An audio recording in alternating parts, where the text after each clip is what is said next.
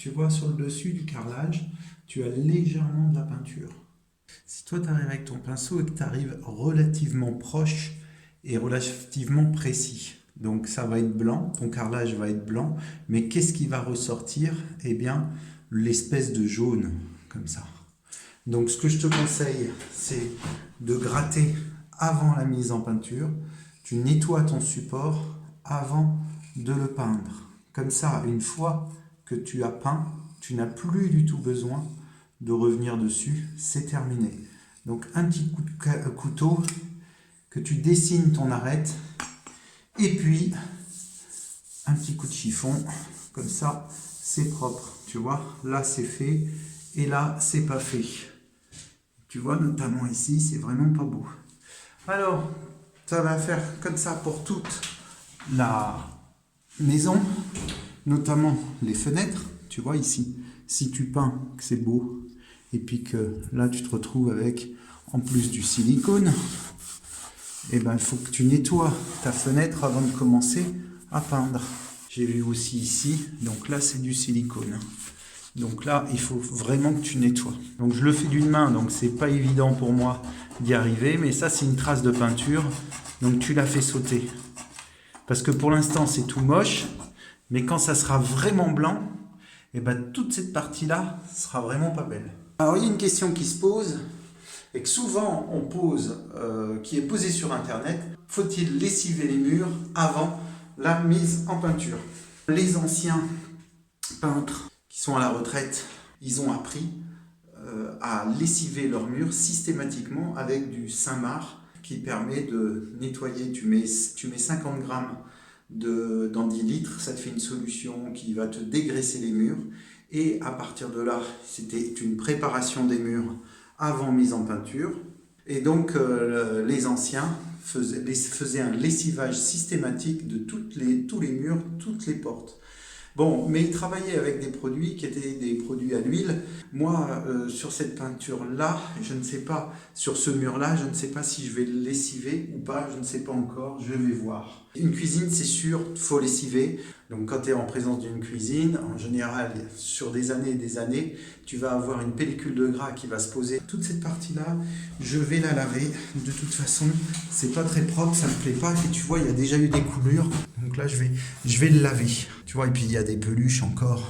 Là, c'est un peu plus gras avec les produits ménagers. Je vais laver autour de cette partie-là. Tu vois, même le bas, il n'est pas très beau. Je pense que je vais laver ce pan de mur. Là, je dévisse. Je vais essayer de ne pas mettre de graisse. Puis je nettoierai vite fait les ailettes. Oh là là. Donc la peinture, ça fait aussi partie de ces petits détails. Si tu peins, tu fais quelque chose de très beau, et puis que ces éléments sont tout sales, ça ne sert à rien, tout va être moche. Donc là, c'est pareil, je vois qu'il y a une applique. Tiens, ça va être encore serré bien comme il faut, ça. Bon, alors il n'y a plus de lumière. Donc ça veut dire que... Voilà, ça veut dire que la lumière ne tenait pas. Parfait, il n'y a plus rien. Bon, on va pas être embêté par la lumière. Du coup, c'est vraiment embêtant. Donc je vais essayer de ne pas me mettre en contre-jour. Voilà, donc ça c'est la réno. Tu te retrouves face à des problèmes à chaque fois que tu commences. À chaque fois que tu commences un chantier, tu t'aperçois, tu peux avoir des choses qui te restent dans les mains, des trucs qui pètent. Donc tu sais jamais vraiment où tu vas. Parce que tu as toujours des surprises. Bon, allez, je vais nettoyer tous ces éléments-là. Ça, c'est pareil, je vais le nettoyer. On ne va pas reposer quelque chose de sale. Pour nettoyer, j'utilise un nettoyant concentré. Donc moi, j'utilise essentiellement ce produit. L'oxydril aussi, le Saint-Marc. Mais le Saint-Marc, il faut le rincer. Ça, c'est moins délicat à rincer, on va dire, que le Saint-Marc. C'est très pratique, tu mets 1 litre pour 10 litres de solution. Voilà, donc le petit produit, le petit plus pour travailler correctement avec des bons produits et sans que tu passes énormément de temps à faire ton rinçage.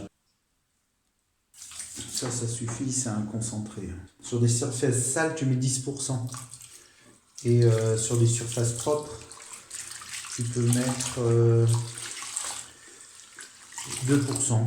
Donc en fait, j'ai changé d'avis parce que à cet endroit-là, je trouve que c'est sale. Donc du coup, je vais tout laver, ma surface, parce que ça me plaît pas du tout. Je trouve que c'est sale. Voilà, il n'y a pas d'autre mot. Et quand c'est sale, il faut que ton support soit propre. Tu vois, ça crache. Il y a une action au niveau du produit. Et tu vois bien que c'est loin d'être propre. Et là, faut vraiment tout nettoyer. Tu vois la poussière? Tu veux voir? Voilà. Pour revenir sur ce que j'ai dit, ça dépend des pièces, mais en tout cas celle-ci, il faut entièrement la lessiver. Donc tu vois un peu le travail, lessivage, mise en peinture, c'est lourd des fois. Hein, donc c'est pour ça que ça peut justifier un certain prix. Je vais te faire voir la serpillière, ça paraît simple, mais ça ne l'est pas. Bon, alors ne prends pas la serpillière comme quand moi j'étais petit. Tu sais, les grandes serpillières là que tu mettais au bout d'un balai et puis qui peluchent en général. Moi, j'utilise des serpillières comme ça, de la microfibre professionnelle. L'avantage, c'est que, tu vois, d'abord, elle est épaisse. Et puis, elle a une action sur le mur, elle va bien frotter. Tu vas laver ta serpillière. Oh, tu te dis, mais c'est fou, faire un tuto sur ça. Ben oui, mais ça a une importance. Bon, d'une main, tu as compris, tu les sors. Ou tu l'estreins, tu la remets dans le produit, comme ça tu gardes toujours un produit propre. Et là, j'ai déjà passé sur le bout, et tu vois que quand tu passes, comme ça, il y a des petites peluches. Et ça, il faut que tu l'enlèves. Alors, c'est à l'huile, tout va bien.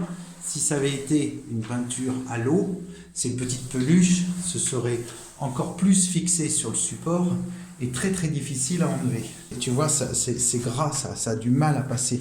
Et donc ma microfibre, elle va rentrer correctement dans le mur et elle va venir gratter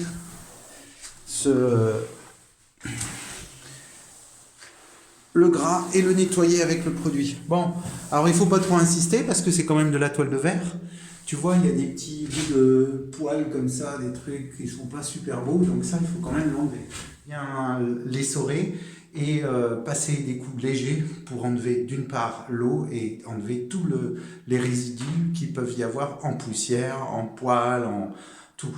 Voilà. Et après, j'ai un mur propre, prêt à peindre. Cette vidéo est terminée, merci de l'avoir regardée jusqu'au bout. Pour voir la suite, c'est ici. Pour voir la playlist complète, c'est là. Et évidemment, abonne-toi, c'est juste ici. Salut!